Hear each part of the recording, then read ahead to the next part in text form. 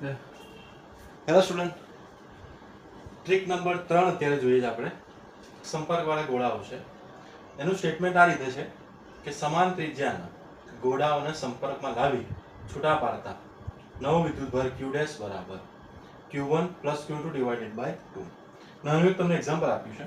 ધારો કે q1 બરાબર +10 કુલમ અને q2 બરાબર -4 કુલમ હોય તો નવો જે વિદ્યુતભાર મળે એ કેટલો મળશે? +10 -4 ડિવાઇડેડ બાય 2 = 3 કુલમ +3 કુલમ.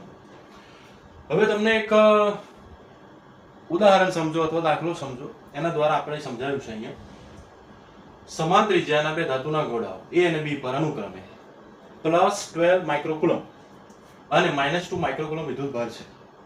હવે બંને ગોળાઓને એકબીજાના સંપર્કમાં લાવીને છૂટા પાડવામાં આવે તો ગોળા A પર નવો વિદ્યુતભાર કેટલો થશે? તો સોલ્યુશન: નવો વિદ્યુતભાર q' બરાબર qa + qb ડિવાઇડેડ બાય 2.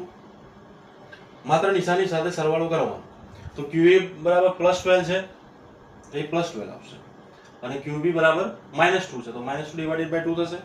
તો અહીંયા +10 ડિવાઇડેડ બાય 2 તો આન્સર આવશે +5 માઇક્રોકુલમ. હવે નીચેનું સ્ટેટમેન્ટ બહુ અગત્યનું છે. એવું કહે છે કે બંને ગોળાઓ સમાન હોવાથી, સમાન ત્રિજ્યાના છે, સમાન હોવાથી ગોળા A અને B પર એક સરખો એટલે કે +5 માઇક્રોકુલમ વિદ્યુતભાર જમા થશે. તો MCQ હોય તો અહીંયા તમને જે આપેલા છે એમાં ઓપ્શન આપ્યા હશે, તો કયો ઓપ્શન સાચો હશે? +5 માઇક્રોકુલમ. ઓપ્શન C જે છે આપણો સાચું થશે. Okay, thank you.